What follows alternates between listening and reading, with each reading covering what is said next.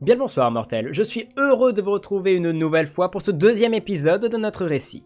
Dans le premier épisode, nous avons pris connaissance de ce nouvel univers et aujourd'hui, nous allons suivre l'enfance du jeune prince jusqu'à l'arrivée à l'âge adulte. Par contre, vous allez voir, cette enfance n'est pas aussi calme qu'il avait prévu, voire même triste. Je suis l'archiviste et je suis heureux de vous conter la fabuleuse histoire du comte Braque de Vendôme.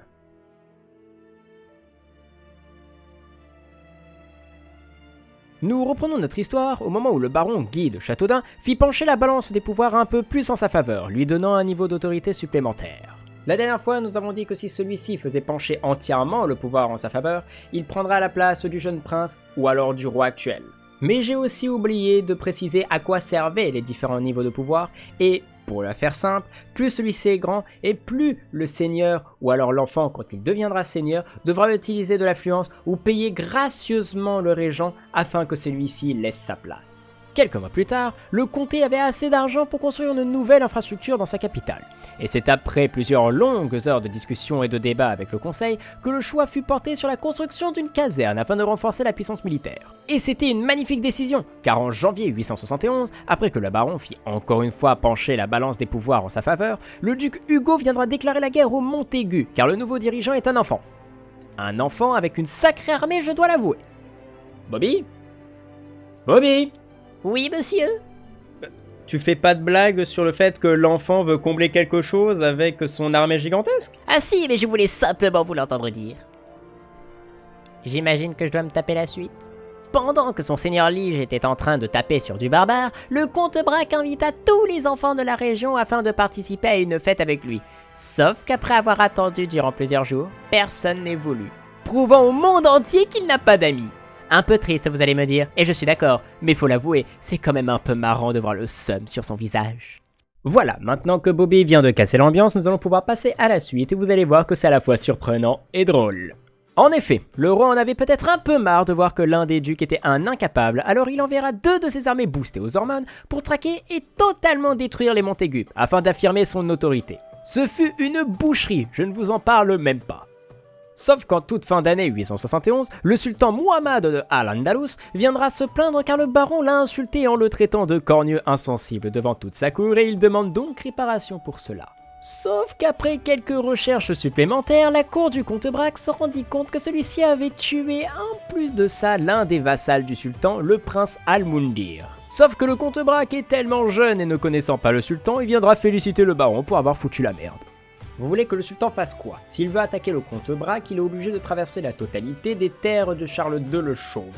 Et le problème, c'est que comment il peut justifier qu'une armée de 3000 hommes ait l'âge simplement pour attaquer un comté ridiculement petit et dirigé par un gosse en plus ?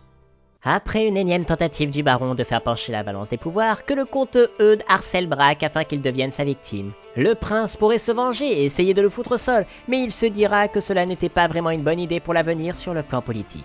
Il laissera donc tomber et deviendra la victime de ce foutu comte. Personne ne vient à la fête que tu organises et tu te fais victimiser par ton voisin. Honnêtement, on peut dire que c'est une enfance de merde.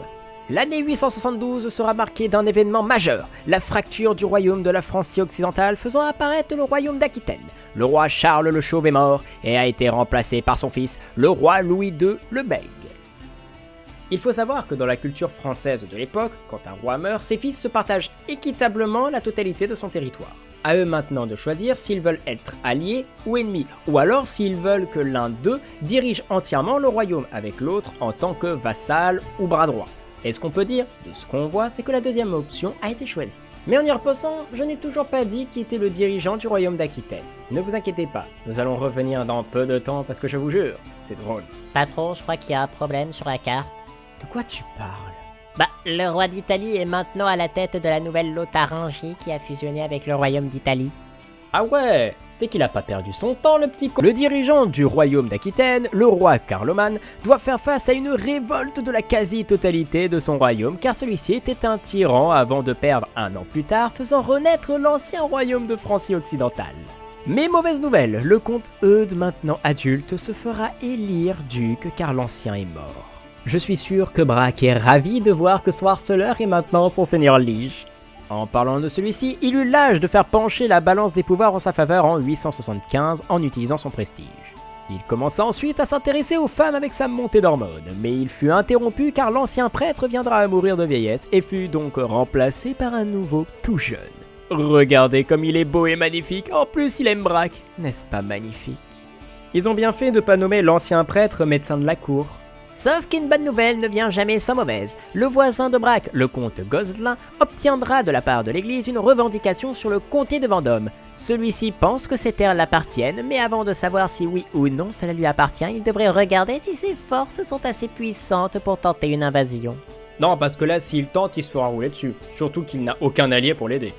Pendant que le jeune prince aida les servants à faire la vaisselle, il ne se rendit pas compte qu'un danger viendra frapper le nord du royaume.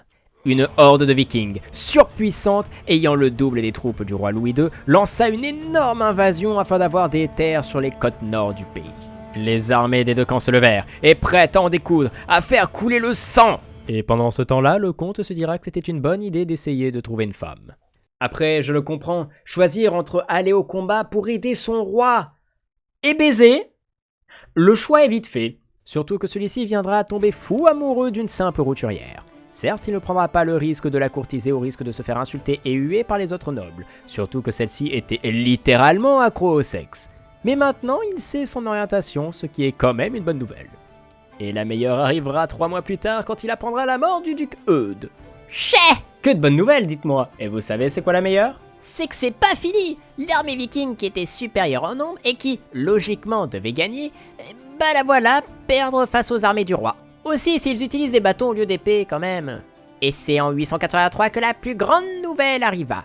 Braque atteindra l'âge adulte, prêt à régner. Il choisira le style de vie diplomatique comme le veut sa formation et les attentes de sa défunte famille. Merci d'avoir regardé cet épisode, mortel. La prochaine fois, tout va s'accélérer, parce que maintenant que Braque est devenu adulte, il va prendre les rênes de son royaume, et vous allez voir, cela va être fascinant. Et quelquefois drôle. C'était l'archiviste, et n'oubliez jamais qu'on vous observe.